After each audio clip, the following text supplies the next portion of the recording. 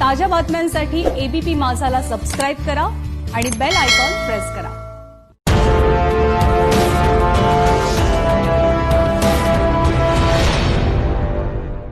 नमस्कार, मी राहुल कुलकर्णी।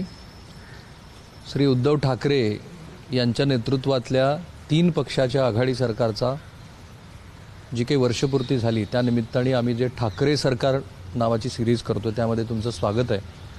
आणि पुन्हा आम्ही सांगतोय की 1 वर्ष हा तसा कमी काळ आहे, पण तरीसुद्धा त्याचं विश्लेषण का करायला हवं, कारण ज्या पद्धतीनं हे सरकार अस्तित्वात आलं आणि श्री उद्धव ठाकरे यांच्याकडं ते नेतृत्व गेलं आणि हे नेतृत्व जात असताना मूळ मुद्दा आला होता ते म्हणजे शिवसेनेचं हिंदुत्व। आणि म्हणून मी ते सरकार ज्या वेळेला अस्तित्वात आलं तेव्हा त्यांचा कॉमन मिनिमम प्रोग्राम काय होता आपल्यापैकी बऱ्याच जणांना आठवत असेल, तो इंग्रजीतला आहे। तर त्याने असं म्हटलं आहे की the alliance partners commit to uphold the secular values enshrined in the constitution on contentious issues of national importance as well as of state importance, specially having repercussion consequences on the secular fabric of the nation. आणि तेव्हाच आम्ही असं म्हटलं होतं की एका अर्थाने हा शिवसेनेचा पुनर्जन्म आहे। आणि आपण बघतो की गेली वर्षभर भारतीय जनता पार्टीकडून या मुद्द्यावरती त्यांना बऱ्याच वेळेला टीका टिप्पणी केली गेली शिवसेनेवरती। अगदी देवेंद्र फडणवीस असं म्हणाले की त्यांचं हिंदुत्व हे आता भेसळयुक्त झालेलं आहे। पण त्याशिवाय शेतकऱ्यांच्या मुद्द्यावरती ह्या सरकारने काही मुद्दे मांडलेले होते। Provide immediate assistance to the farmers who are suffering due to the premature rain and flood. Immediate loan waiver will be granted to farmers. Crop insurance scheme shall be revised to ensure immediate compensation to the farmers who have lost their crops वगैरे वगैरे। आता इथे एक मोठं disclaimer आहे। ते disclaimer हे आहे की या सरकारसमोरचं सगळ्यात मोठं आव्हान अस्तित्वात आल्यापासूनचं आहे ते अर्थातच कोरोना आहे। आणि त्यामुळं त्यांनी जो काही कॉमन मिनिमम प्रोग्राम ठरवला होता त्याची पूर्तता करणं त्यांना शक्य झालेलं नाही आहे। पण त्या दिशेनं त्यांनी काही प्रयत्न केलेत का हे जाणून घेण्यासाठी आपण तरुण मुलांकडे आलोत, कारण ह्याच मुलांनी आधीच्या सरकारमध्ये जे सत्तांतर झालं ते बदल घडवण्यामध्ये मोठी भूमिका बजावलेली आहे। आणि गोविंदबाग ते रेशीमबाग करत असताना हे जाणवत होतं की तरुण हा वेगळा विचार करताय। सो पहिल्या तरुणांच्या भागामध्ये राजकीय पक्षाशी निगडीत असलेली काही मंडळी होती, जसं अखिल भारतीय विद्यार्थी परिषदेचे काही तरुण होते, राष्ट्रवादी काँग्रेसशी निगडीत असलेली काही मंडळी होती। पण ही यातले 1-2 आम आदमी पार्टीशी सोडले तर बाकी कोणाचंही पॉलिटिकल अफिलिएशन नाही आहे आणि ते जास्त मला महत्त्वाचं वाटतं। सो सोशल डिस्टन्सिंगचे नॉर्म्स पाळूया, मास्क घालूया। सुरुवात मी MSW त्यांनी केलेलं आहे म्हणून त्यांच्याकडनं करतो। तुमचं नाव पूर्ण सांगा। माझं नाव सर हनुमंत संभाई सलगर, मी वालचंद महाविद्यालयात MSW करतो। आपण एक असं ठरवूया, आपण 2-3 टप्पे पाडू। आधी तर सरकारचं कोरोनाविषयक जे काम आहे ते कसं वाटलं तुम्हाला? सर, ज्यावेळेस सरकारने कोरोनाविषयक कामाला सुरुवात केली, ज्यावेळेस आपल्याकडे कोरोना आला त्या काळामध्ये सरकारने फार मोठ्या प्रमाणामध्ये सगळ्यांना मदत तर केलेलीच आहे, त्याच्याविषयी वादच नाही।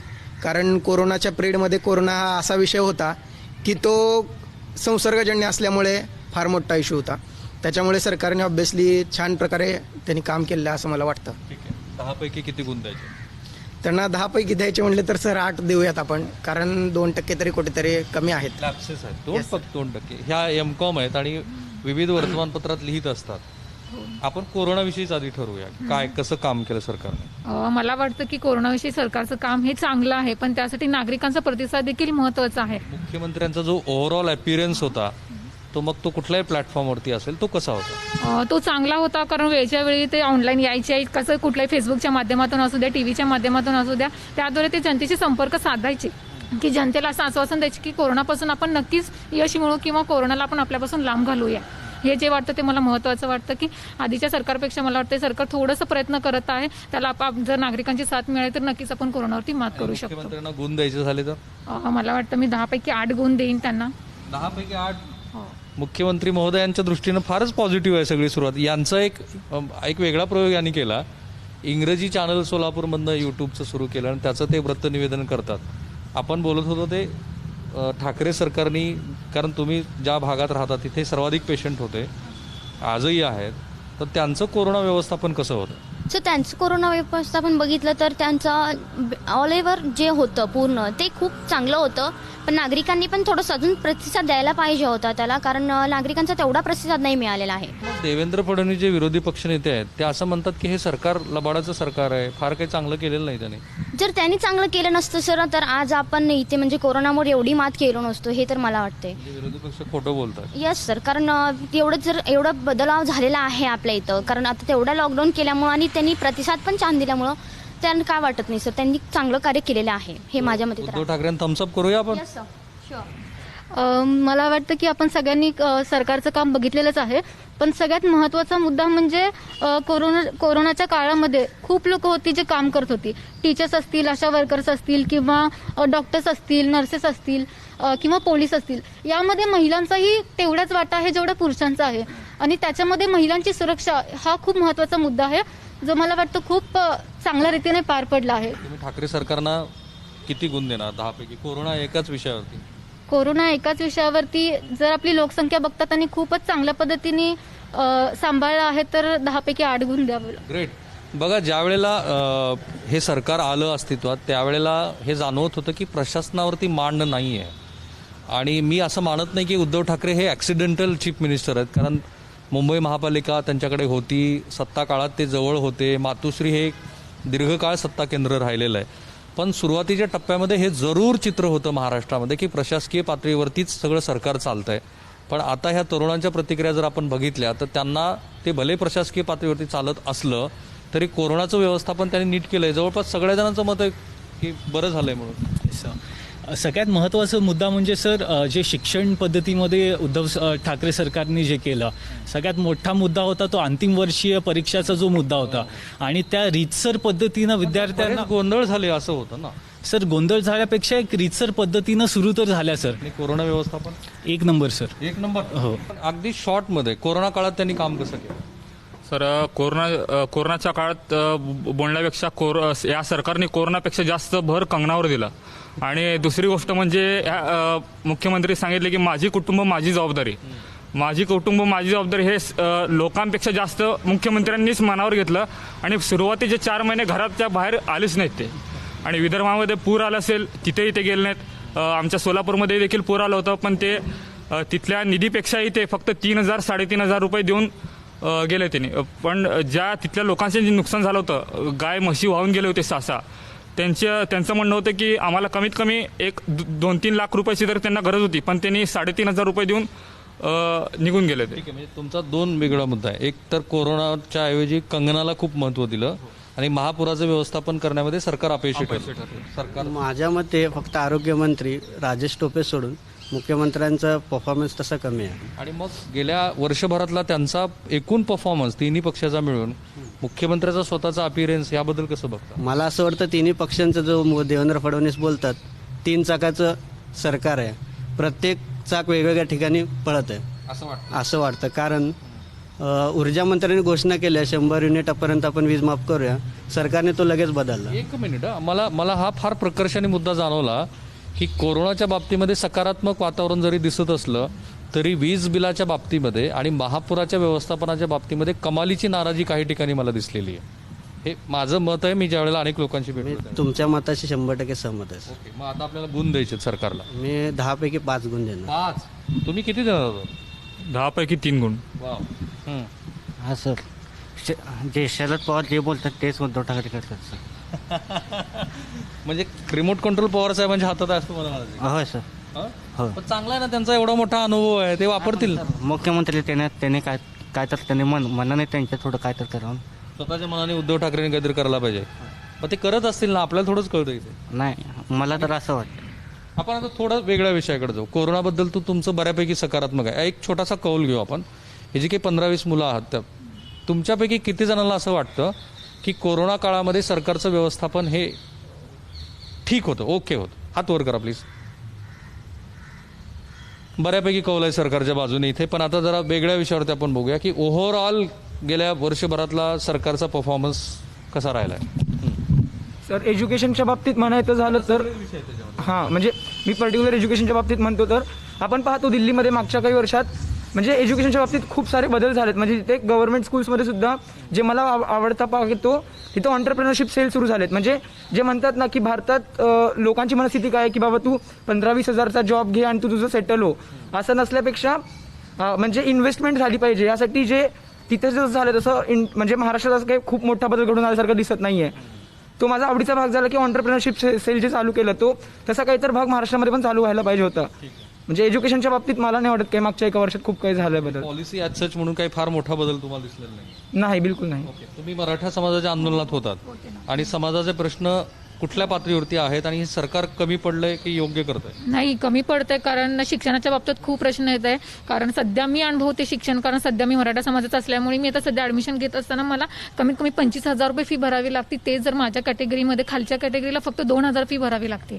तर याच्यावरून माझा मुद्दा फार महत्वाचा होता की शिक्षणासंदर्भात कमीत कमी सरकारने तर शिक्षणामध्ये आरक्षण द्यायलाच पाहिजे. पण मग सरकारने आता जे केलं वर्षभरामध्ये ते आरक्षण टिकवण्याच्या दृष्टीनं पुरेसं होतं का? नाही ना, नक्की प्रयत्न करताना ते दिसतच नाहीये. तितके जर त्यांचा जर प्रयत्न असला तर इतके आंदोलन आम्हाला करावे लागलेच नसते. कारण इतक्या मोठ्या प्रमाणात आंदोलन होते तर सरकारने यावरती नक्कीच लक्ष द्यावं असं मला वाटतं. आणखी कोण आहे मराठा समाजात इथे कोण आहे आपल्यापैकी? ठीक आहे, मला तुला विचारायचं आहे.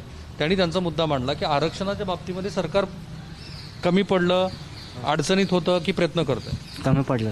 कमी पडलं. हो. कशात कमी पडलं?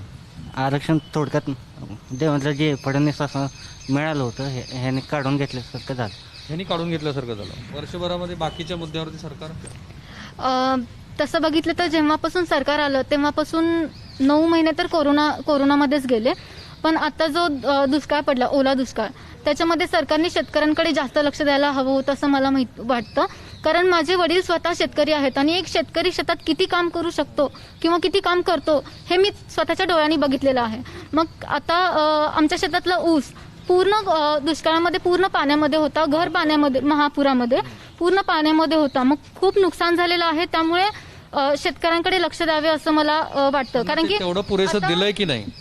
मला नाही वाटत तेवढं पुरेसं दिलंय. म्हणजे शेतकऱ्यांसोबत काय होतं, जेव्हा नदीला पाणी असतं तेव्हा लाईट सोडत नाहीत, जेव्हा लाईट असते तेव्हा नदीला पाणी नसतं. अशा खूप गोष्टी गेल्या वर्षभरामध्ये काहीतरी बदल झालाय का शेतकऱ्यांच्या संदर्भात? नाही, मला असं फारसं वाटत नाही. सर, माझं मत असं आहे की सरकार डेव्हलपमेंटमध्ये बघतोय का वेंडेटा पॉलिटिक्समध्ये जातोय? हे फार महत्वाचं मुद्दा. तुम्हाला काय वाटतं? मोस्टली सर जे प्रकरण घडल्यात त्यांनी हे गोष्टी जर लक्ष दिल्या नसत्या आणि डेव्हलपमेंटकडे लक्ष दिलं असतं तर आज काही खूप बेटर गोष्टी बघायला भेटल्या असत्या सर. म्हणजे गेल्या वर्षभरामध्ये वेंडेटा जास्त झाला? हो, वेंडेटा जास्त झालाय सर. गेल्या वर्षभरात ठाकरे सरकारच्या कामगिरीचं मूल्यमापन करण्यासाठी हा कार्यकाळ खरं तर वर्ष म्हणल्यावर कमीच आहे. कारण त्यातील 9 महिने तर सर्व यंत्रणा ही कोरोनाशी लढण्यासाठी गेली होती. पण तरीही त्यानंतर वीज बिलाचा प्रश्न असो, महापूर असो किंवा शेतकऱ्यांचे मुद्दे असो, शिक्षण, जे विद्यापीठ परीक्षा, त्यात जे गोळ झाला, त्या सर्वांमध्ये आणखी चांगल्या पद्धतीनं ठाकरे सरकारला काम करता आलं असतं. बरं होतं का आत्ताचं बरं आहे? आत्ताचं आधीच्यापेक्षा थोडं तरी बरं आहे. Perception does matter. काय परसेप्शन आहे? खरं म्हणजे विरोधी पक्ष काय म्हणतायत त्याला वेळोवेळी सत्ताधाऱ्यांनी उत्तर दिलंय. विरोधी पक्ष असं म्हणतायत की 2 महिन्यात सरकार पाडू, पुढच्या काही दिवसात आमचंच सरकार असेल. त्याच्यावरती सत्ताधारी मंडळीकडनं असं सांगितलं गेलं की तुम्ही 2 महिने काय 200 महिने सुद्धा हे सरकार पडणार नाही. पण लोकांच्या मनात तरी सुद्धा परसेप्शन्स क्रिएट झालेली असतात, खास करून ज्यावेळेला 3 पक्षाचं मिळून सरकार अस्तित्वात येतं त्यावेळेला. सो शेवटच्या टप्प्यामध्ये एक छोटासा त्यांची मतं आपण विचारात घेऊ. सरकार किती दिवस टिकेल, पूर्ण कार्यकाळ पूर्ण करेल? ते आता आपल्याला वेळच सांगू शकेल सर. तुम्हाला काय वाटतं, टिकेल सरकार? मला पर्सनली सर वाटतं की 5 वर्ष नाही टिकणार. कारण ज्याप्रमाणे देवेंद्र फडणवीस सरांनी ज्याप्रमाणे अटॅक करतात ते ऑपोजिशन म्हणून, ते त्यांना थोडं अवघड जाते असं. राज्यपालही मदतीला आहेत असं म्हणतात काय? येत असतील सर. राज्यपाल भारतीय विरोधी पक्षाच्या लोकांना मदत करतात असं किती जणांना वाटतं? जर हात वर करा बरं. माझा प्रश्न काय स्पेसिफिक आहे. तुम्ही महाराष्ट्रात दिसता आहात, विद्यमान विरोधी पक्षाला आत्ताचे राज्यपाल मदत करतात असं किती जणांना वाटतं त्यांनी हात वर करावे? किमान 5-6 जणांना तरी वाटलं याच्यामध्ये. सरकार राहील काय? परसेप्शन बद्दल बोलतो. परसेप्शन खूप निगेटिव्ह आहे सर. ओके, राहणार नाही असं तुम्हाला? नाही राहत. जोपर्यंत तिन्ही पक्षात समन्वय आहे आणि जोपर्यंत शरद पवार साहेबांच्या मनात आहे तोपर्यंत सरकार, पवारांच्या मनात आहे तोपर्यंत टिकेल. हसले सगळेजण लगेच.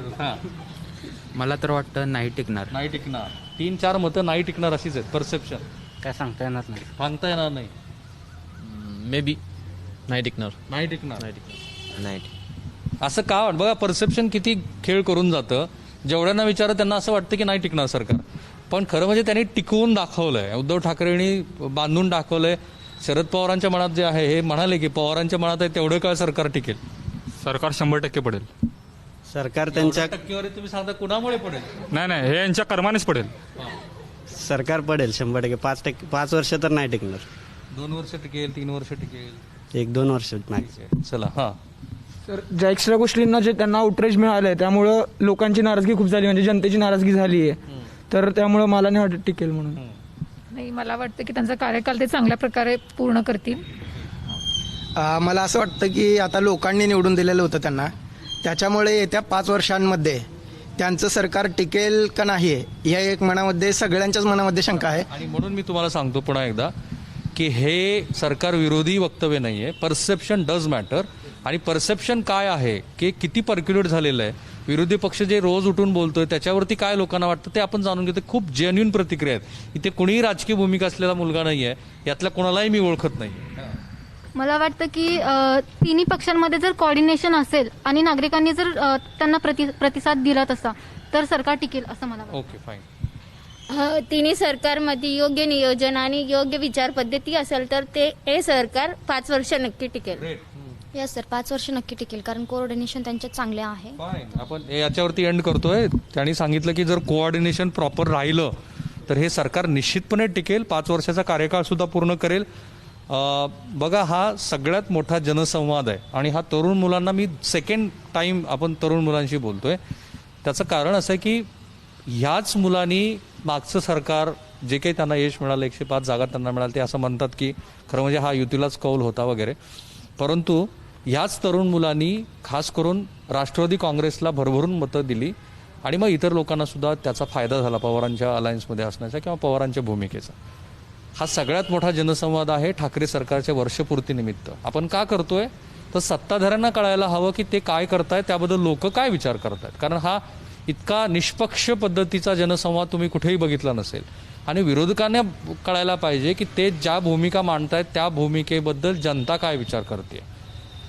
कॅमेरामन काकासाहेब कांबळेसह मी राहुल कुलकर्णी, ABP माझा. थँक्यू.